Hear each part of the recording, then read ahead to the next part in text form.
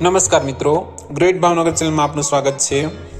સૌરાષ્ટ્રમાં આવેલ વીરપુર જલારામ બાપા અને તેના 24 કલાક ધમધમતા સદાવ્રતને કારણે દુનિયાભરમાં જાણીતું બન્યું છે। તો આજે આપણે વાત કરીશું સૌરાષ્ટ્રના વીરપુરના આ સંત જલારામ બાપા વિશે। જલારામ બાપાના જીવનનો ટૂંકમાં પરિચય અને જાણીતા પ્રસંગો જાણવા માટે અંત સુધી નિહાળજો અમારો વિડીયો। અને જો વિડીયો ગમે તો વિડીયોને લાઇક કરજો, શેર કરજો અને અમારી ચેનલ સબસ્ક્રાઇબ કરજો અને નોટિફિકેશન આઇકન દબાવવાનું ભૂલતા નહીં, જેથી કરીને તમને અમારા વિડીયોનું નોટિફિકેશન મળી જાય।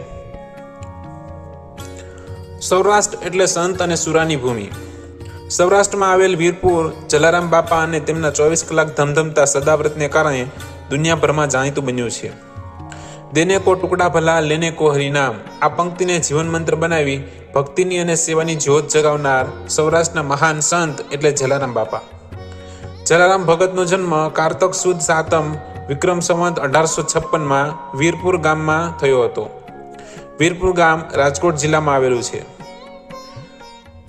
લોહાણા જ્ઞાતિમાં જન્મેલા જલારામ બાપાના માતાનું નામ રાજબાઈ અને પિતાનું નામ પ્રધાન ઠક્કર હતું। પિતાજીએ શાળામાં દાખલ કર્યા, પરંતુ ભણવામાં તેમનું મન લાગતું ન હતું।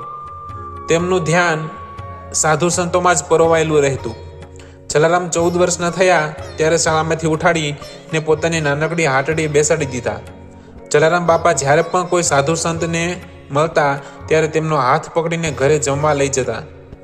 આ જોઈને તેમના પિતાને ચિંતા થતી કે પોતાનો દીકરો ક્યાંક સાધુ ન બની જાય, તેથી તેમણે આટકોટના પ્રાગજી ઠક્કરની પુત્રી વીરબાઈ સાથે લગ્ન કરાવી દીધા। પરંતુ જલારામે સાધુ સંતોની સેવા કરવાનું બંધ ન કર્યું।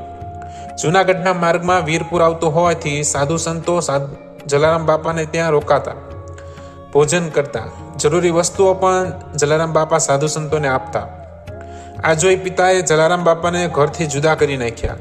હવે જલારામ બાપા કાકા વાલજીની દુકાને બેસતા, પણ મન ન લાગતા 17 વર્ષની ઉંમરે જાત્રા કરવા નીકળી ગયા। જાત્રાએથી આવી જલારામ ભોજા ભગતના દર્શને ગયા। જલારામે ભોજા ભગતને ગુરુ બનાવ્યા। ગુરુએ કંઠી બાંધી અને રામ મંત્ર આપ્યો। જલારામ બાપાના સત્સંગમાં તેમની પત્ની વીરબાઈએ પણ ખૂબ જ સાથ આપ્યો। જલારામ ભગત જલારામ બાપા તરીકે કઈ રીતે ઓળખાયા, તો એના માટે એક પ્રસંગ છે। વીરપુર ગામમાં હરજી નામનો એક દરજી રહેતો। તેને કોઈ વાતની ખોટ ન હતી, પરંતુ પેટમાં કંઈક દર્દ રહેતું હતું। તેણે જલારામ ભગતને કહ્યું, મારા પેટનું દર્દ મળશે તો હું સદાવ્રતમાં 5 માપ દાણા દઈશ। જલારામે કહ્યું, તમારું દર્દ જરૂર મળશે, ઠાકોરજી પર શ્રદ્ધા રાખજો। 8 દિવસમાં હરજીના પેટનું દર્દ ઓછું થઈ ગયું અને તેણે વચન પ્રમાણે 5 માપ દાણા જલારામ ભગતને આપ્યા અને કહ્યું, બાપા તમે મને સાજો કર્યો। બસ ત્યારથી જલારામ ભગત જલારામ બાપા તરીકે ઓળખાવા લાગ્યા। જલારામ બાપાના સદાવ્રતમાં એક દિવસ એક સંત મહાત્મા આવ્યા। તેમણે જલારામ બાપાને લાલજીની મૂર્તિ આપીને કહ્યું, ભગત આની સેવા કરજો, શ્રીહરિ તમને ક્યારેય રિદ્ધિ સિદ્ધિની ખોટ નહીં આવવા દે અને તમારી આ જગ્યામાં આજથી 3જે દિવસે સ્વયં હનુમાનજી પ્રગટ થશે। એકવાર વધારે સાધુ સંતો આવતા સદાવ્રતમાં અનાજ ખૂટી ગયું।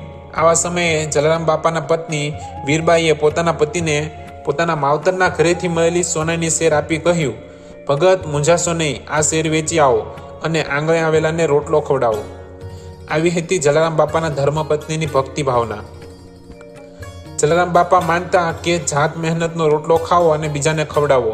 આથી ભગતને વીરબાઈ ખેતરમાં સખત મજૂરી કરતા અને સાથે સદાવત પણ ચલાવતા। 20 વર્ષની ઉંમરે સદાવત શરૂ કર્યું હતું।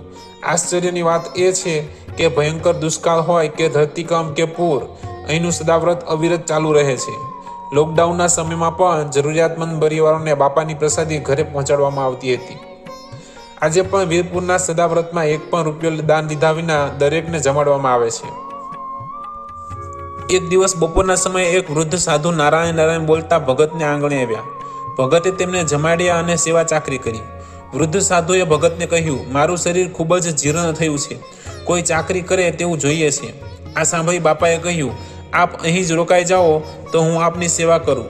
સાધુએ કહ્યું કે સાધુ તો ચલતા ભલા, તેમનું કોઈ એક ઠેકાણું ન હોય, પરંતુ હા, જો તમારે મારી સેવા કરવી જ હોય તો તારી સ્ત્રીને મારી સાથે સેવા કાજે મારી સાથે મોકલ, પરંતુ તે તેની રાજી ખુશીથી આવવી જોઈએ, કોઈ પણ જાતના દબાણથી નહીં।